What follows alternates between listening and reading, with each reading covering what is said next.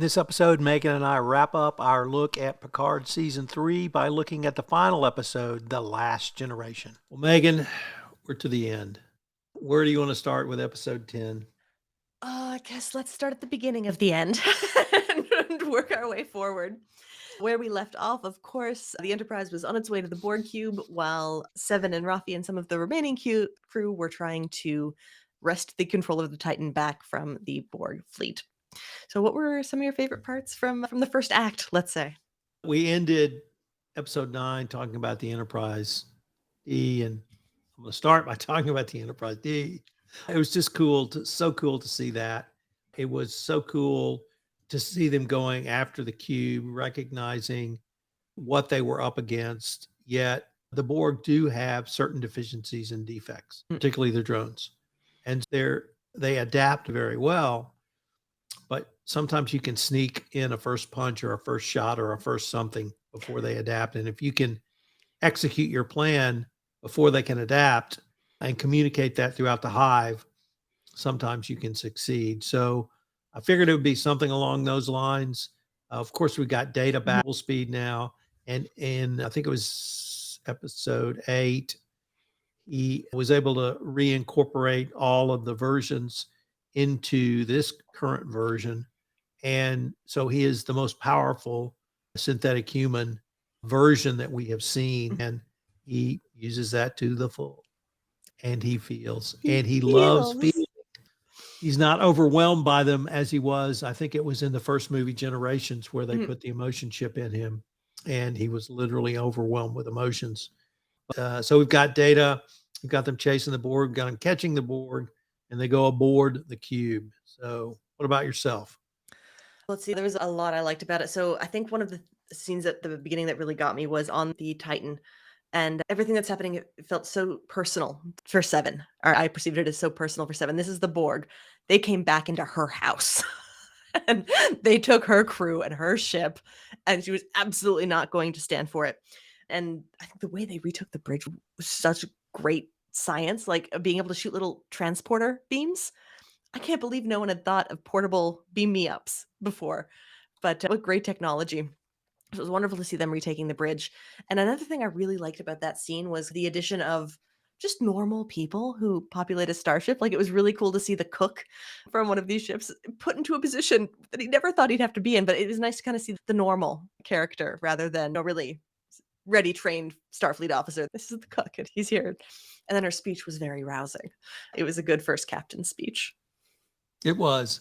It was. As I recall, they either find Jack on the cube through his beacon or they destroy the beacon, and that leads them to finding him. But they're able to find Jack on the cube, wrest him from the mind control of the Queen, and get him back to the Enterprise, of course, in the nick of time.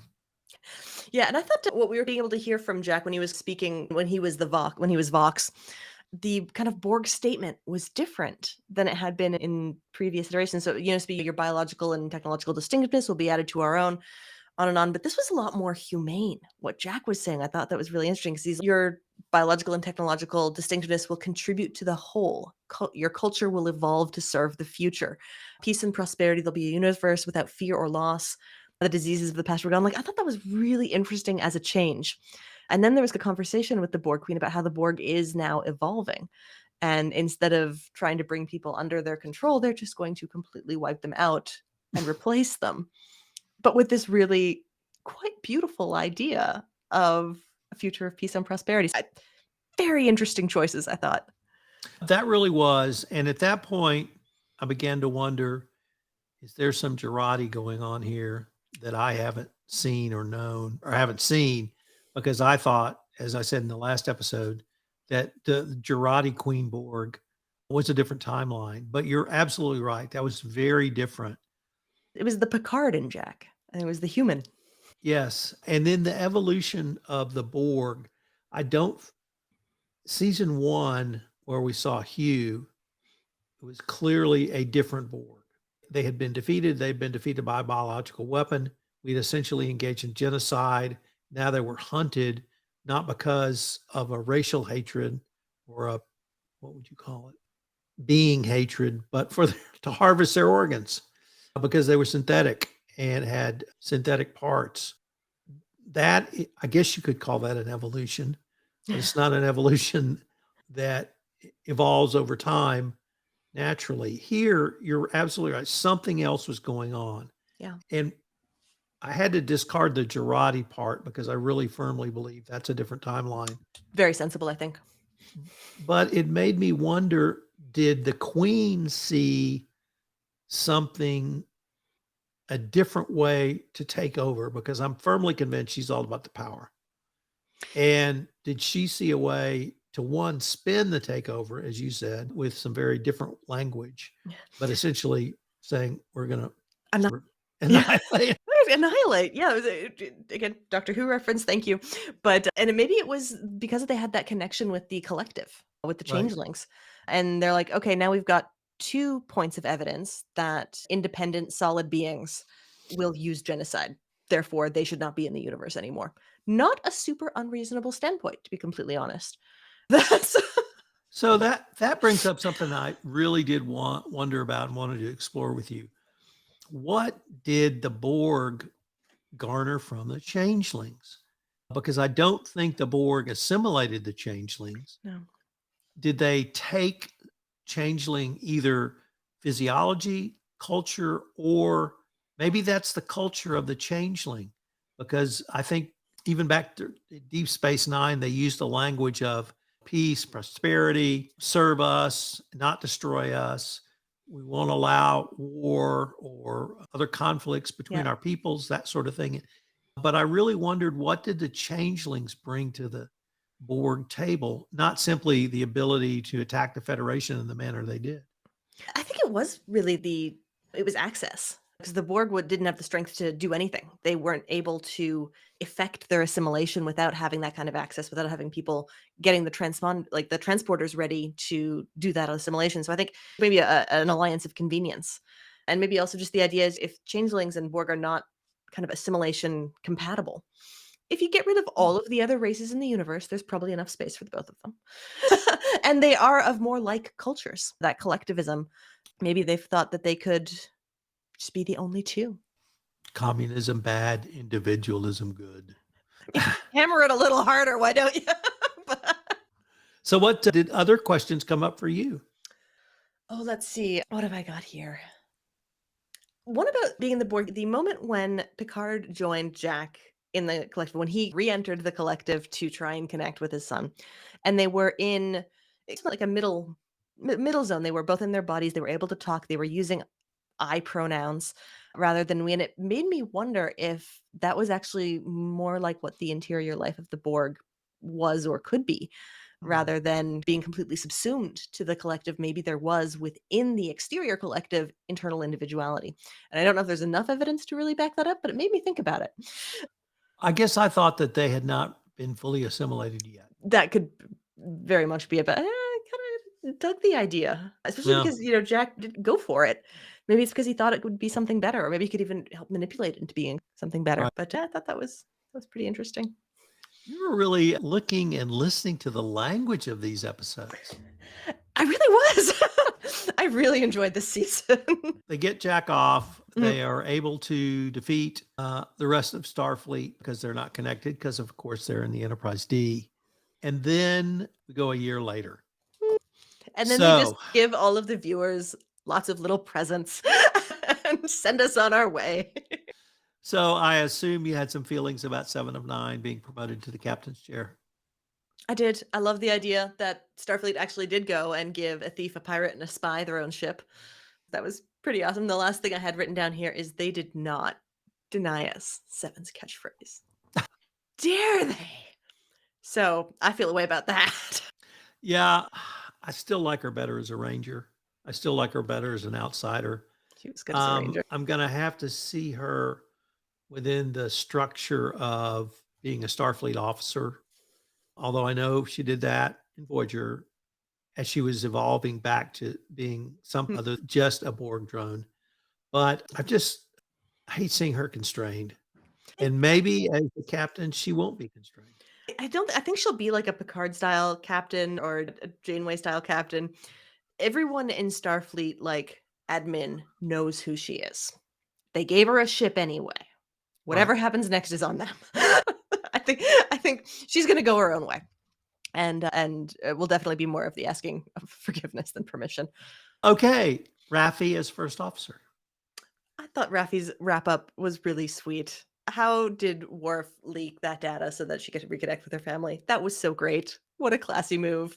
And I think, yeah, as first off, I found it hard to track what Raffi's role through Starfleet had been over the course of these three seasons, but glad to see her kind of back in the light a little more rather than doing this deep undercover work, which seemed to be really hard on her. And maybe that means there can actually be some genuine relationship building in future seasons, which I expect. She was in, I think we learned in season 1, she had been first officer under Picard, I think. Oh. And something had happened that just destroyed her emotionally. And she went down definitely a path of self-destruction that Picard and then the rest of the crew brought her out of. So she had been an officer before, but you're right. She had been sent to some very dark places, both professionally and emotionally. Yeah. But she was back on the bridge. And that, of course, takes us to Jack. I think a little nepotism might have been involved. I think you may be right. Just a tad. But what interested me the most about that was Seven trusts him. And that was the dynamic I saw, that I almost felt like she said, I want him on my bridge. I don't know if you I got would that too. sense or not. You know what? I hadn't when I was watching, but now because it had been a little bit like, why is this configuration the way it is? But I think that you're exactly onto it. I bet she requested him because, unlike almost more than anyone else, basically in the Federation, he gets it. He'll always get it. I bet that'll mean they'll work really effectively together. And now You Jack has an just extra mom. Yay. you just said something I have to disagree with, which Mhm. is he gets it better than anyone else. No, you didn't. You said anyone else in the Federation. There's actually somebody else who gets it better than him, and he shows up at the end. Fair point. How Fair how point. cool was that? I thought that was great. You think so linearly. Excuse me, Q. That was just brilliant. Mhm. Absolutely brilliant. I know we thought we lost Q at the end of season 2, but really, immortal beings, come on, guys. They don't die. This is Star Trek. Nobody really dies. It's like the X-Files. Nobody ever really dies on the X-Files. And to end that way with, what would you say that was, 60 seconds, 30 seconds of Oh, dialogue? 30 seconds, if that. Yeah, it was. So your adventure your trial has just begun.